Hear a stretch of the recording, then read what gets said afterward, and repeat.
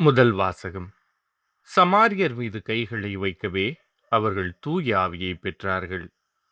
திருத்தூதர் பணிகள் நூலிலிருந்து வாசகம். அதிகாரம் 8, இறைவசனங்கள் 5 முதல் 8 முடிய மற்றும் 14 முதல் 17 முடிய.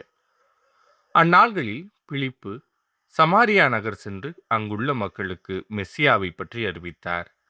பிலிப்பு சொன்னவற்றை கேட்டும் அவர் செய்த அரும் அடையாளங்களைக் கண்டும் வந்த திரளான மக்கள் ஒரு மனத்தோடு அவருக்கு செவிசாய்த்தனர். ஏனெனில் பலரை பிடித்திருந்த தீய ஆவிகள் அவர்களிடமிருந்து உரத்த குரலுடன் கூச்சலிட்டு கொண்டே வெளியேறின. முடக்குவாதமுற்றோர், கால் ஊனமுற்றோர் பலரும் குணம் பெற்றனர். இதனால் அந்நகரில் பெரும் மகிழ்ச்சி உண்டாயிற்று. சமாரியர் கடவுளின் வார்த்தையை ஏற்றுக்கொண்டனர் என்பதை எருசலேமில் உள்ள திருத்தூதர்கள் கேள்விப்பட்டு பேதுருவையும் யோவானையும் அவர்களிடம் அனுப்பி வைத்தார்கள். அவர்கள் சென்று சமாரியர் தூய ஆவியால் ஆட்கொள்ளப்படுமாறு இறைவனிடம் வேண்டினார்கள். ஏனெனில் அதுவரை அவர்களுள் யாருக்கும் தூய ஆவி அருளப்படவில்லை. ஆண்டவராகிய இயேசுவின் பெயரால் அவர்கள் திருமுழுக்கு மட்டுமே பெற்றிருந்தார்கள். பின்பு பேதுருவும் யோவானும் தங்கள் கைகளை அவர்கள் மீது வைக்கவே அவர்கள் தூய ஆவியை பெற்றார்கள். இது ஆண்டவரின் அருள்வாக்கு. இறைவா உமக்கு நன்றி. பதிலுரை பாடல். அனைத்துலகோரே கடவுளை போற்றி ஆர்ப்பரியுங்கள். அனைத்துலகோரே கடவுளை போற்றி ஆர்ப்பரியுங்கள். அவரது பெயரின் மாட்சியை புகழ்ந்து பாடுங்கள். அவரது புகழை மேன்மைப்படுத்துங்கள். கடவுளை நோக்கி உங்கள் செயல்கள் எவ்வளவு அஞ்சத்தக்கவை என்று சொல்லுங்கள். அனைத்துலகோரே கடவுளை போற்றி ஆர்ப்பரியுங்கள். அனைத்துலகோர் உம்மை பணிந்திடுவர். அவர்கள் உம் புகழ் பாடிடுவர்.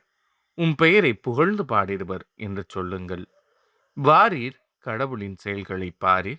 அவர் மானிடரிடையே ஆற்றி வரும் செயல்கள் அஞ்சுதற்குரியவை. அனைத்துலகோரே கடவுளை போற்றி ஆர்ப்பரியுங்கள். கடலை உலர்ந்த தரையாக அவர் மாற்றினார். ஆற்றை அவர்கள் நடந்து கடந்தார்கள். ஆங்கே அவரில் நாம் அகமகிழ்ந்தோம். அவர் தமது வலிமையால் என்றென்றும் அரசாள்கிறார். அனைத்துலகோரே கடவுளை போற்றி ஆர்ப்பரியுங்கள். கடவுளுக்கு அஞ்சி நடப்போரே அனைவரும் வாரீர், கேளீர். அவர் எனக்கு செய்ததனை எடுத்துரைப்பேன். என் மன்றாட்டை புறக்கணியாத கடவுள் போற்றி.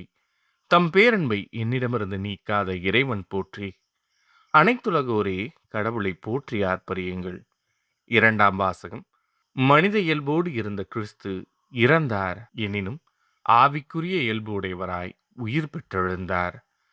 திருத்தூதர் பேதுரு எழுதிய முதல் திருமுகத்திலிருந்து வாசகம். அதிகாரம் 3, இறைவசனங்கள் 15 முதல் 18 முடிய.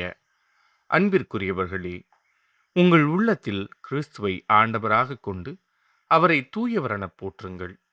நீங்கள் எதிர்நோக்கி இருப்பதை குறித்து யாராவது விளக்கம் கேட்டால் விடையளிக்க நீங்கள் எப்பொழுதும் ஆயத்தமாயிருங்கள். ஆனால் பணிவோடும் மரியாதையோடும் விடையளியுங்கள். உங்கள் மனச்சான்றும் குற்றமற்றதாயிருக்கட்டும். அப்பொழுது உங்கள் கிறிஸ்தவ நன்னடத்தையை பழிக்கிறவர்கள் உங்களை இழிவாக பேசியதை குறித்து வெட்கப்படுவார்கள். ஏனெனில் தீமை செய்து துன்புறுத்துவதை விட கடவுளுக்கு திருவுளமானால் நன்மை செய்து துன்புறுவதே மேல். கிறிஸ்துவும் உங்கள் பாவங்களின் பொருட்டு ஒரே முறையாக இறந்தார். அவர் உங்களை கடவுளிடம் கொண்டு சேர்க்கவே இறந்தார். நீதியுள்ளவராகிய அவர் நீதியற்றவர்களுக்காக இறந்தார். மனித இயல்போடு இருந்த அவர் இறந்தார் எனினும் ஆவிக்குரிய இயல்பு உடையவராய் உயிர் பெற்றெழுந்தார். இது ஆண்டவரின் அருள்வாக்கு. இறைவா உமக்கு நன்றி. நற்செய்திக்கு முன் வாழ்த்தொலி. அல்லேலூயா, அல்லேலூயா. என் மீது அன்பு கொண்டுள்ளவர் நான் சொல்வதை கடைப்பிடிப்பார். என் தந்தையும் அவர் மீது அன்பு கொள்வார். நாங்கள் அவரிடம் வந்து அவருடன் குடிகொள்வோம் என்கிறார் ஆண்டவர். அல்லேலூயா. நற்செய்தி வாசகம். மற்றொரு துணையாளரை உங்களுக்கு தருமாறு நான் தந்தையிடம் கேட்பேன். தந்தை அவரை உங்களுக்கு அருள்வார். யோவான் எழுதிய தூய நற்செய்தியிலிருந்து வாசகம். அதிகாரம் 14, இறைவசனங்கள் 15 முதல் 21 முடிய. அக்காலத்தில் இயேசு தம் சீடரை நோக்கி கூறியது. நீங்கள் என் மீது அன்பு கொண்டிருந்தால் என் கட்டளைகளை கடைப்பிடிப்பீர்கள். உங்களோடு என்றும் இருக்கும்படி மற்றொரு துணையாளரை உங்களுக்கு தருமாறு நான் தந்தையிடம் கேட்பேன். தந்தை அவரை உங்களுக்கு அருள்வார். அவரே உண்மையை வெளிப்படுத்தும் தூய ஆவியார். உலகம் அவரை ஏற்றுக்கொள்ள இயலாது. ஏனெனில் அது அவரை காண்பதுமில்லை, அறிவதுமில்லை. நீங்கள் அவரை அறிந்திருக்கிறீர்கள். ஏனெனில் அவர் உங்களோடு தங்கியிருக்கிறார், உங்களுக்குள்ளும் இருக்கிறார். நான் உங்களை திக்கற்றவர்களாக விடமாட்டேன். உங்களிடம் திரும்பி வருவேன். இன்னும் சிறிது காலத்தில் உலகம் என்னை காணாது. ஆனால் நீங்கள் என்னை காண்பீர்கள். ஏனெனில் நான் வாழ்கிறேன், நீங்களும் வாழ்வீர்கள். நான் தந்தையுள்ளும் நீங்கள் என்னுள்ளும் நான் உங்களுள்ளும் இருப்பதை அந்நாளில் நீங்கள் அறிந்து கொள்வீர்கள். என் கட்டளைகளை ஏற்று கடைப்பிடிப்பவர் என் மீது அன்பு கொண்டுள்ளார். என் மீது அன்பு கொள்பவர் மீது தந்தையும் அன்பு கொள்வார். நானும் அவர் மீது அன்பு கொண்டு அவருக்கு என்னை வெளிப்படுத்துவேன். இது ஆண்டவரின் அருள்வாக்கு. கிறிஸ்துவே உமக்கு புகழ்.